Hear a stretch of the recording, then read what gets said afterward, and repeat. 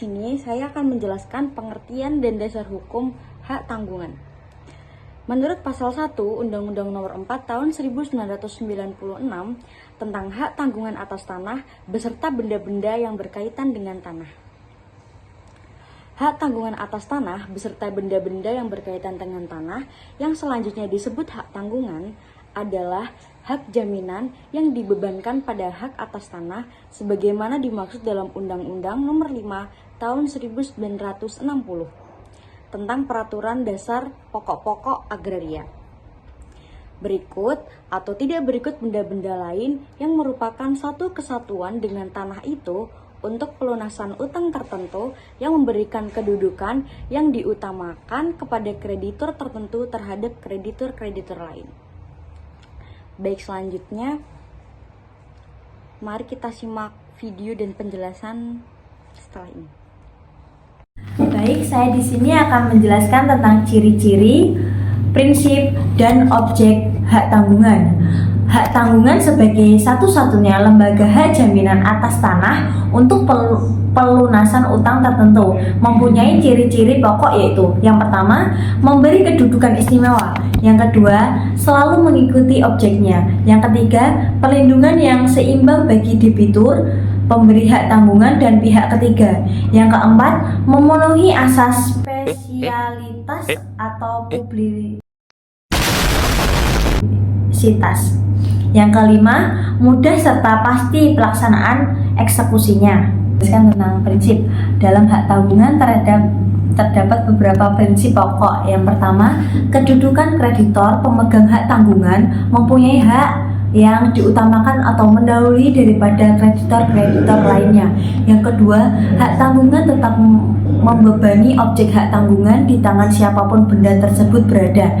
Yang ketiga, hak tanggungan mempunyai sifat tidak dapat dibagi-bagi, berarti bahwa hak tanggungan membebani secara utuh objeknya dan setiap bagian daripadanya. Yang keempat, hak tanggungan pada hakikatnya merupakan perjanjian pokok. Yang kelima, pemegang hak tanggungan tetap berhak mengambil pelunasan piutang atau segala hal yang diperoleh menurut UU HT walaupun debitur pailit. Yang keenam, kemudahan dan kepastian dalam eksekusi jika debitur cedera janji tanpa melalui gugatan perdata lewat pengadilan. Yang ketujuh, kepastian tanggal kelahiran hak tanggungan. Baik, yang selanjutnya adalah objek hak tanggungan. Di dalam Undang-Undang Nomor 4 Tahun 1996 tentang hak tanggungan sebagaimana dimaksud dalam penjelasan umum angka 5 dan penjelasan pasal 4 ayat 1 sebagai berikut. Yang pertama, dapat dinilai dengan uang karena yang dijamin berupa uang. Yang kedua, termasuk hak yang didaftarkan dalam daftar umum karena harus memenuhi syarat publisitas. Yang ketiga, mempunyai sifat dapat dipindah tangankan karena apabila debitur cedera janji, benda yang dijanjikan jaminan akan dijual di muka umum. Ya, di sini saya akan menjelaskan tentang pemberi dan pemegang hak tanggungan. Sesuai pasal 8 UU HT bahwa pemberi hak tanggungan adalah perorangan atau badan hukum yang mempunyai kewenangan untuk melakukan pembuatan hukum terhadap objek hak tanggungan. Yang untuk melakukan perbuatan hukum terhadap objek tanggungan yang bersangkutan. Kewenangan untuk melakukan perbuatan hukum terhadap objek hak tanggungan harus ada pada pemberi hak tanggungan pada saat pendaftaran hak tanggungan dilakukan. Sedangkan yang menjadi pemegang hak tanggungan menurut ketentuan pasal 9 UU HT adalah orang, perorangan atau badan hukum yang berkedudukan sebagai pihak yang berpiutang. Dengan demikian maka baik sebagai pemberi maupun sebagai pemegang hak tanggungan adalah orang, perorangan atau badan hukum. Nah, selanjutnya tentang pemberi hak tanggungan, pasal 10 UU HT menentukan bahwa pemberian hak tanggungan didahului dengan janji untuk memberikan hak tanggungan sebagai jaminan pelunasan utang tertentu yang dituangkan di dalam dan jaminan pelunasan utang tertentu yang dituangkan di dalam dan merupakan bagian hak tak terpisahkan dari perjanjian utang piutang yang bersangkutan atau perjanjian lainnya. yang menimbulkan utang tersebut. Nah, pemberi hak tanggungan yang dilakukan dengan pembuatan akta pemberian hak tanggungan oleh PPAT sesuai dengan peraturan perundang-undangan yang berlaku. Nah, apabila objek hak tanggungan berupa hak atas tanah yang berasal dari konferensi hak lama yang telah memenuhi syarat untuk didaftarkan, nah, akan tetapi pendaftaran yang belum dilakukan bersamaan dengan permohonan pendaftaran hak atas tanah yang bersangkutan, jika tanah yang dijadikan jaminan belum bersertifikat, yang wajib bertindak sebagai saksi adalah kepala desa lurah dan seorang anggota pemerintah desa kelurahan yang bersangkutan.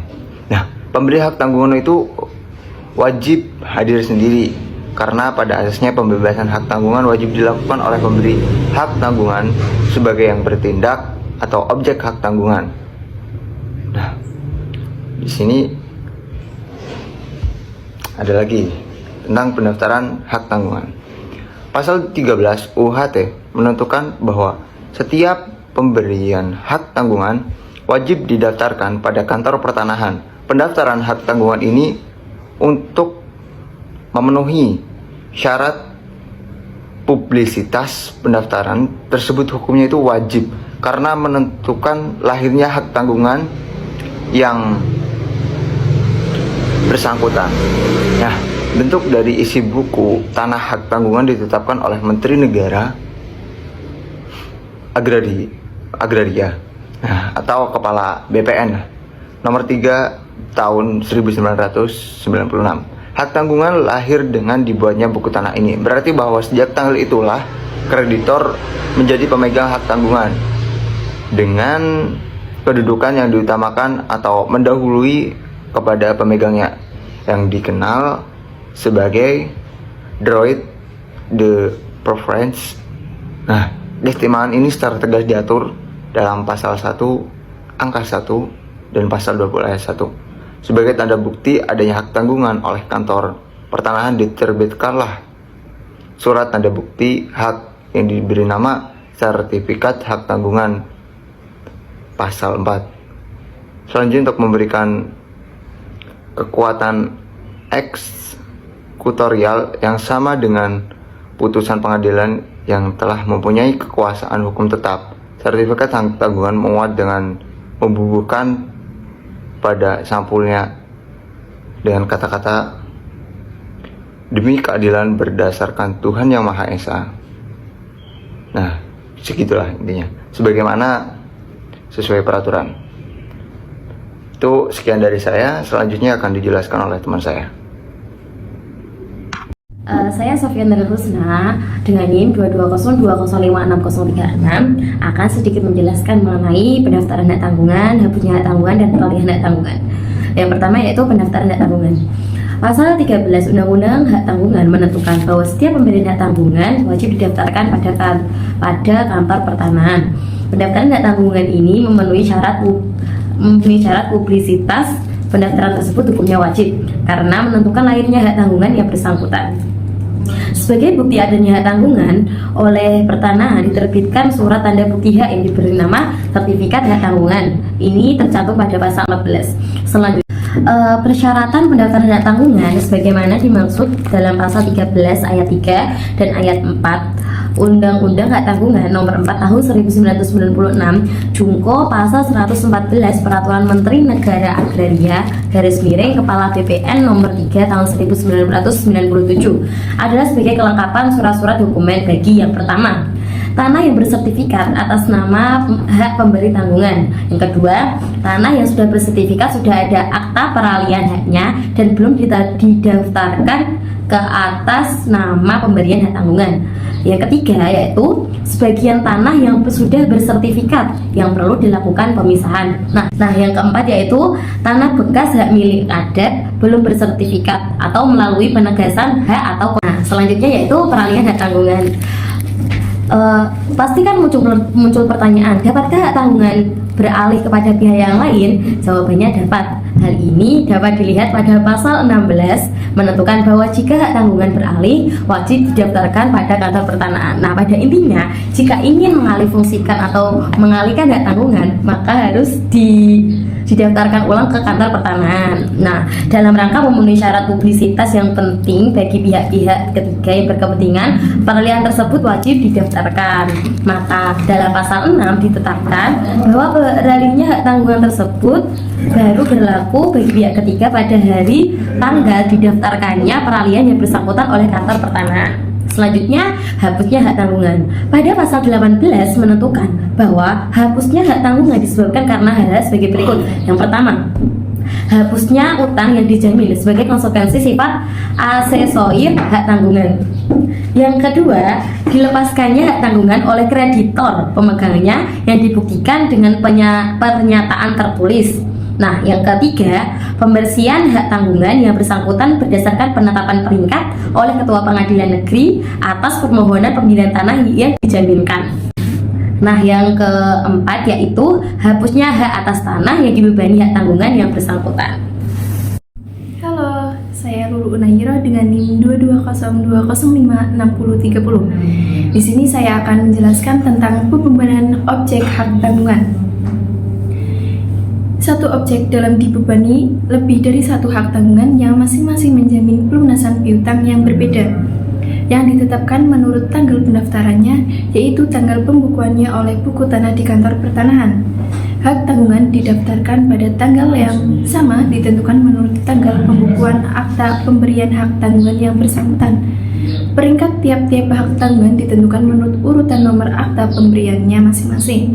Peringkat hak tanggungan menentukan urutan pengambilan pelunasan piutang kreditor masing-masing dari hasil penjualan objek hak tanggungan yang bersangkutan.